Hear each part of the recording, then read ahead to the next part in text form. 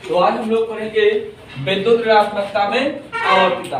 तो विद्युत ऋणात्मकता में आवर्तिता के अंतर्गत एक बार हम पढ़ेंगे आवर्त के अंतर्गत और एक बार समूह के अंतर्गत, है ना।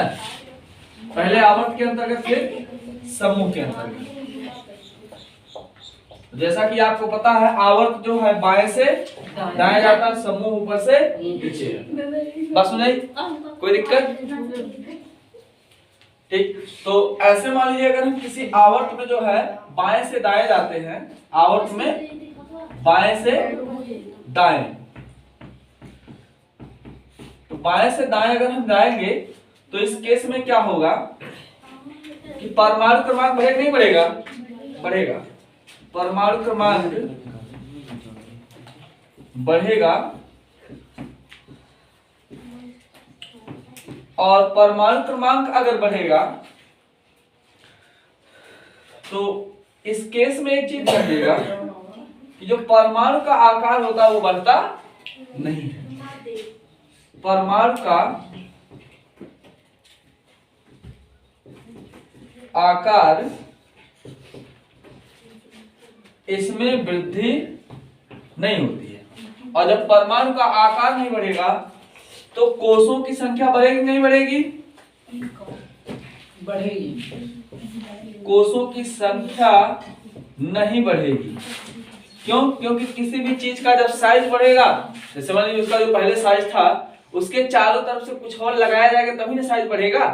जैसे मान लीजिए कोई एक बॉल है, ठीक ना, तो उसका जो त्रिज्या है उस पर आप मोम लपेट देंगे तब त्रिज्या और बढ़ जाएगा, उतना रह जाएगा? बढ़ जाएगा। जब उस पर आप कुछ नहीं लगाएंगे तो बढ़ेगा नहीं बढ़ेगा। तो कोषों की संख्या में भी वृद्धि नहीं होगी, और जब कोषों की संख्या में वृद्धि नहीं होगी तो परमाणु त्रिज्या में वृद्धि नहीं होगी। बात सुनिए, कोई दिक्कत नहीं, ठीक है ना। परमाणु त्रिज्या में भी वृद्धि नहीं, और जब परमाणु त्रिज्या में वृद्धि नहीं होगी तो इस केस में फिर क्या होगा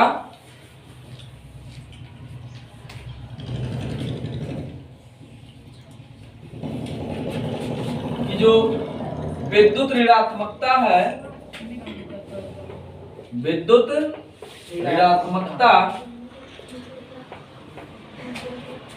इसका मान क्या हो जाएगा? बढ़ जाएगा। बात सुन रही, कोई दिक्कत? तो किसी आवर्त में, ये आवर्त के संदर्भ में है, किसके संदर्भ में है? आवर्त। किसी आवर्त में बाएं से दाएं जाने पर परमाणु क्रमांक में क्या होती है? वृद्धि होती है, लेकिन परमाणु का आकार नहीं बढ़ता है, और जिससे कि कोषों की संख्या में भी कोई वृद्धि नहीं होती है। अतः परमाणु त्रिज्या में भी कोई वृद्धि नहीं होती है, जिसके परिणाम स्वरूप विद्युत ऋणात्मकता का मान क्या हो जाता है? बढ़ जाता है। बात सुनिए, कोई दिक्कत नहीं ना। तो इसको आप लोग बना लीजिए।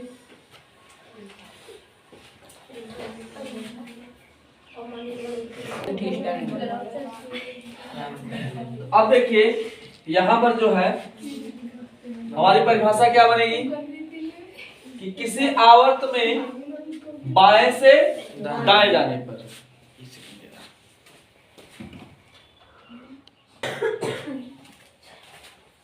किसी आवर्त में बाएं से दाएं जाने पर परमाणु क्रमांक में क्या होगा?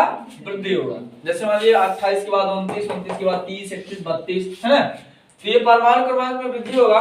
अगर परमाणु क्रमांक में वृद्धि होगा तो एक चीज हम और कर सकते हैं, प्रोटॉन की संख्या बढ़ेगा घटेगा? बढ़ेगा। प्रोटॉन की संख्या भी क्या होगा? बढ़ेगा, ठीक है ना। तो परमाणु क्रमांक में वृद्धि होगा और परमाणु का आकार क्या होगा? उसमें कोई वृद्धि नहीं होगा, अर्थात कम होगा, ठीक है ना।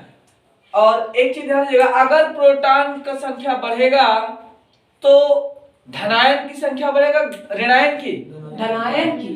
तो इस केस में प्रोटॉन की संख्या अगर बढ़ेगी तो हम कह सकते हैं कि प्रभावी नाभिकीय आवेश क्या होगा? कम होगा ज्यादा? ज्यादा होगा। प्रभावी नाभिकीय आवेश क्या होता है? तो नाभिक से बाह्यतम कोश के बीच की दूरी।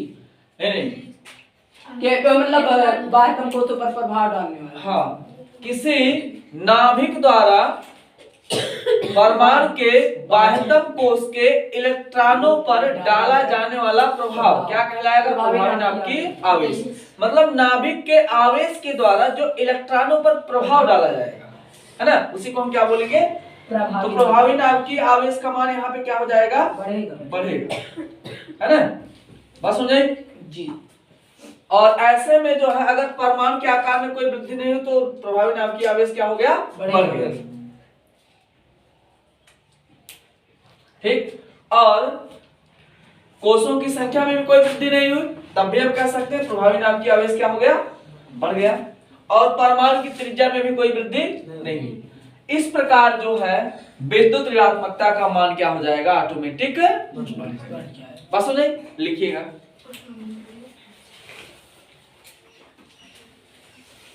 किसी आवर्त में बाएं से दाएं जाने पर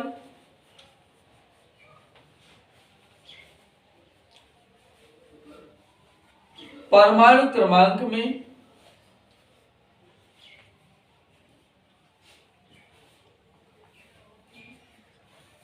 वृद्धि होती है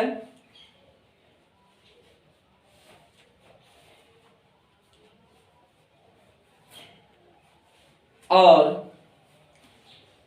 परमाणु क्रमांक में वृद्धि होने के साथ ही प्रोटॉनों की संख्या बढ़ती है। वृद्धि होती है और परमाणु क्रमांक में वृद्धि होने के साथ प्रोटॉनों की संख्या भी बढ़ती है।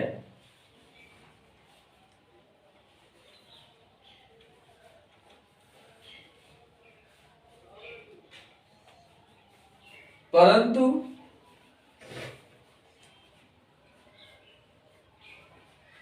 परमाणु के आकार में वृद्धि नहीं होती है। परमाणु के आकार में वृद्धि नहीं होती है।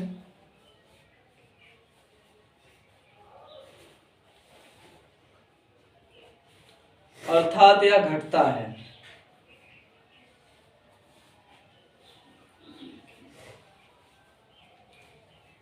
और परमाणु का आकार ना बढ़ने से कोषों की संख्या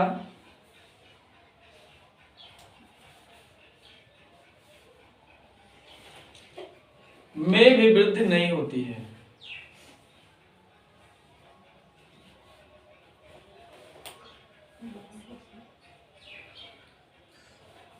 परिणाम स्वरूप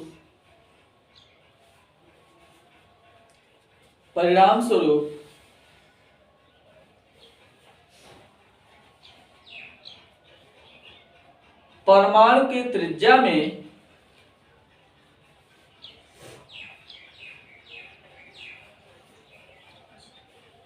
भी वृद्धि नहीं होती है।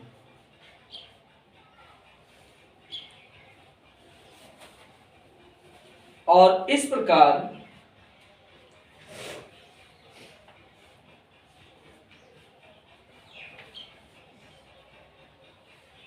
नाभिक द्वारा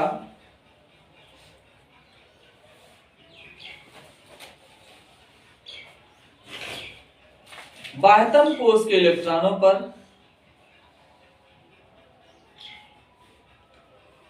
अधिक प्रभाव के इलेक्ट्रॉनों पर अधिक प्रभाव डाला जाता है।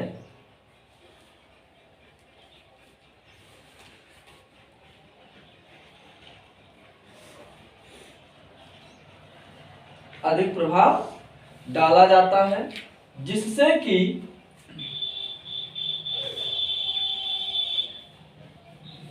प्रभावी नाभिकीय आवेश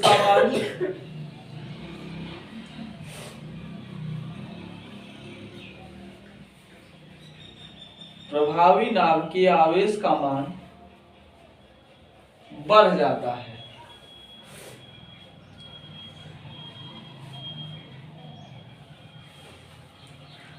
और विद्युत ऋणात्मकता का मान घटता है। ठीक है, कैसे विद्युत ऋणात्मकता का मान बढ़ेगा घटेगा?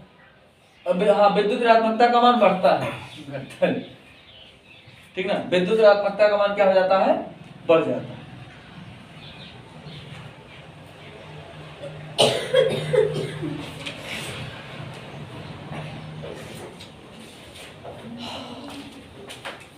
हो गया।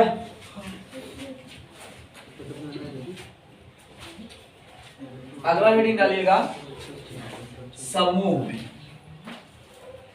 ये आवर्त में था, डालिएगा समूह।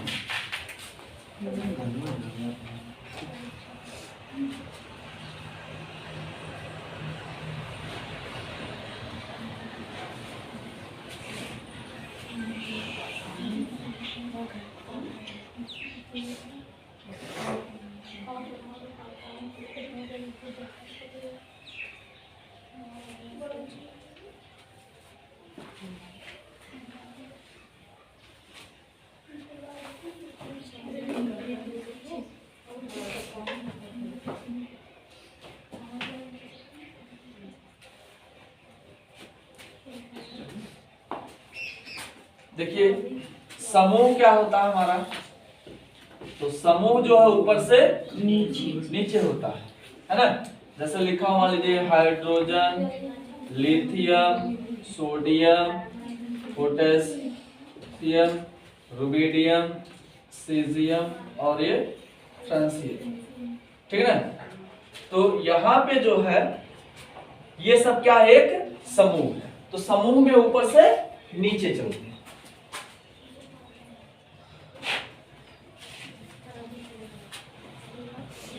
तो एक चीज बताइए कि समूह में जो है हम चलते हैं तो ऊपर से नीचे,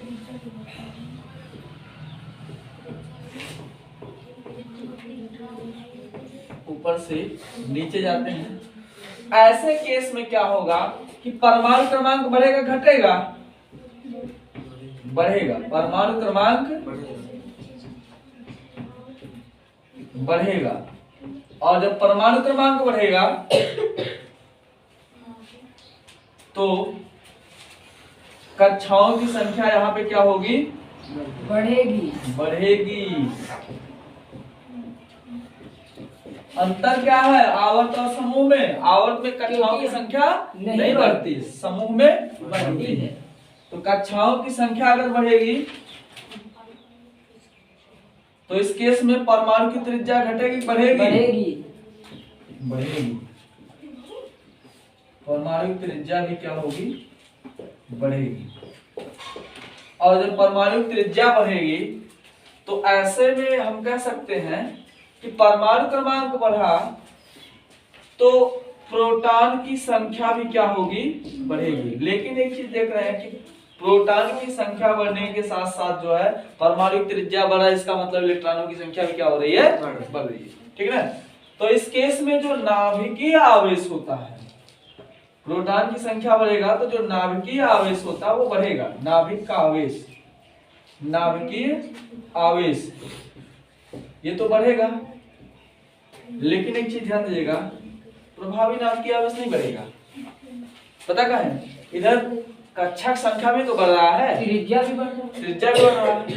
तो नाभिकीय आवेश बढ़ेगा लेकिन प्रभावी नाभिकीय आवेश नहीं बढ़ेगा।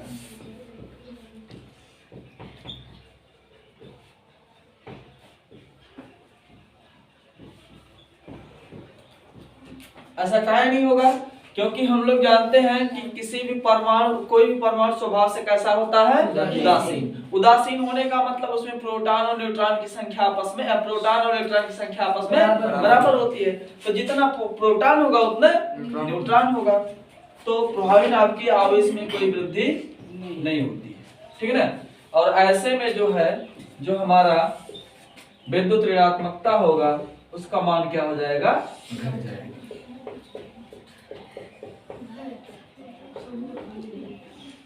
ठीक है ना। विद्युत ऋणात्मकता का मान क्या हो जाएगा, घट जाएगा। बात समझे, कोई दिक्कत? तो किसी समूह में ऊपर से नीचे जाने पर परमाणु क्रमांक में वृद्धि होने के साथ साथ कक्षाओं की संख्या में भी क्या होती है, वृद्धि होती है। और आवर्त में हम लोग क्या पढ़ते थे कि कक्षाओं की संख्या में कोई वृद्धि नहीं होती थी। तो कक्षाओं की संख्या में वृद्धि होगी तो परमाणु त्रिज्या का मान भी क्या होगा, बढ़ेगा। मतलब अगर परमाणु त्रिज्या बढ़ेगा तो नाभिक और बाह्यतम कोश के इलेक्ट्रॉनों के बीच की दूरी ज्यादा होगी कम, बाह्यतम कोश के बीच की दूरी बढ़ेगी, है ना।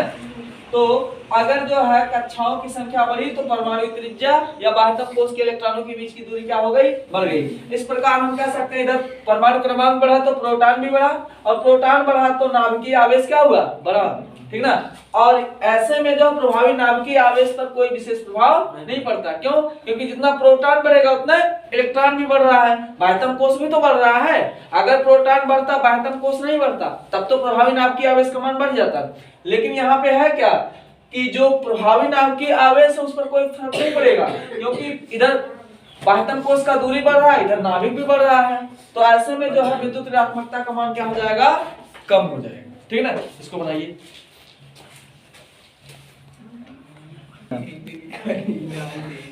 लिखिएगा किसी समूह में ऊपर से नीचे जाने पर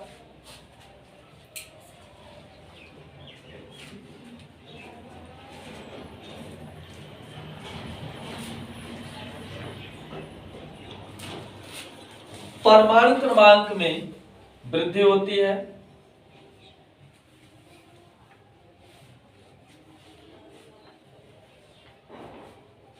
और इसके साथ कक्षाओं की संख्या में भी वृद्धि होती है।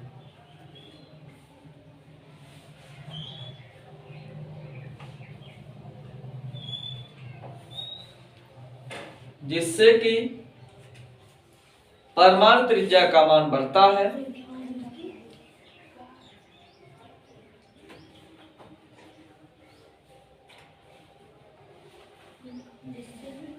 परमाणु त्रिज्या का मान बढ़ता है और यहां पर परमाणु क्रमांक में वृद्धि के साथ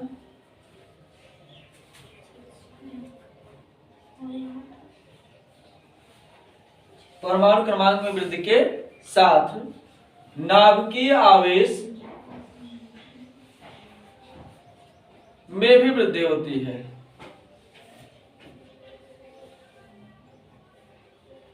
परंतु प्रभावी नाभिकीय आवेश में कोई वृद्धि नहीं होती।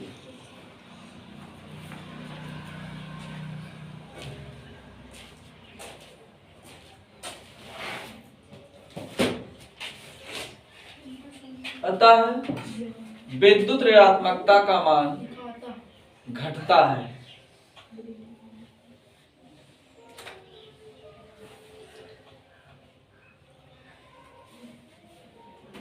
ठीक है।